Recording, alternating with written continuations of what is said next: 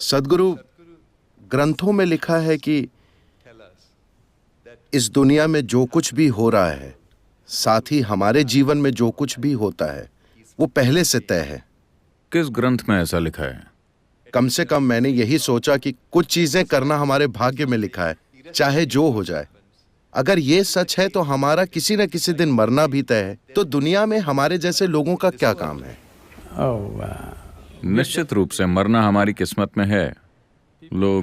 लोग आकर मुझसे कहते हैं, सद्गुरु ये आदमी मेरा दुश्मन है, मैं उसे सहन नहीं कर सकता। मैं कहता हूं बस इंतजार कीजिए, वो मर जाएगा। आपको कुछ नहीं करना है, बस इंतजार कीजिए, बस धीरज रखिए। तो मरना तय है, हाँ, मगर मुझे नहीं लगता कि किसी भी ग्रंथ ने इस बात का जिक्र किया है कि आपका जीवन पहले से तय है या पहले से निर्धारित है। यह विचार विदेश से आया है। आपको समझना होगा कि इस संस्कृति की मूलभूत प्रकृति क्या है, इसकी जड़ें कहाँ हैं। ये एक बिना भगवान की संस्कृति है। आपको ये समझना होगा, इस देश में कभी भगवान की कोई धारणा नहीं रही है।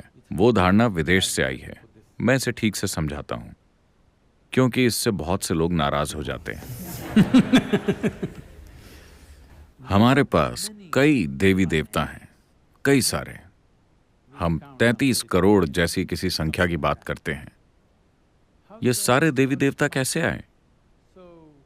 एक ही ईश्वर में विश्वास करने वाले मानते हैं कि कोई एक भगवान है जो ऊपर बैठकर आपके लिए चीजें करता है, यानी कि कोई ऐसा शख्स है जो सारे फैसले करता है। इस संस्कृति में ऐसा नहीं है। यहाँ कोई भगवान नहीं है, लेकिन बहुत सारे देवी देवता हैं। ये देवी देवता कौन हैं?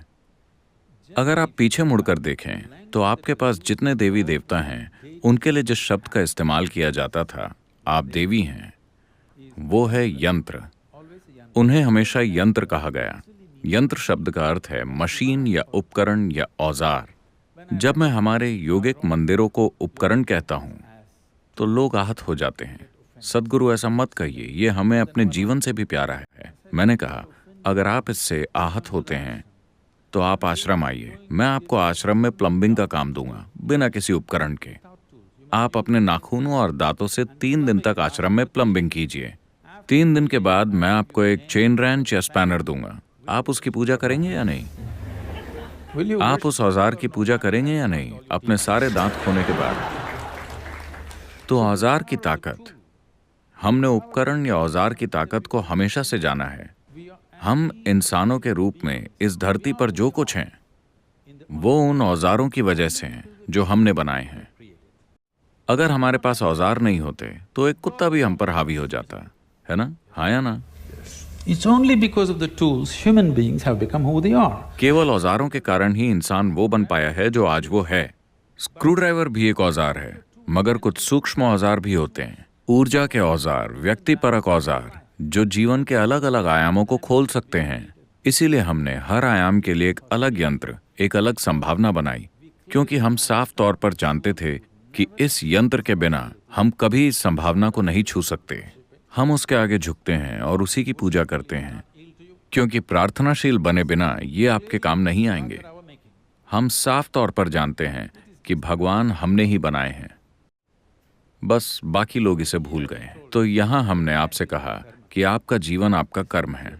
इसका मतलब है कि आपका जीवन आपका ही बनाया हुआ है।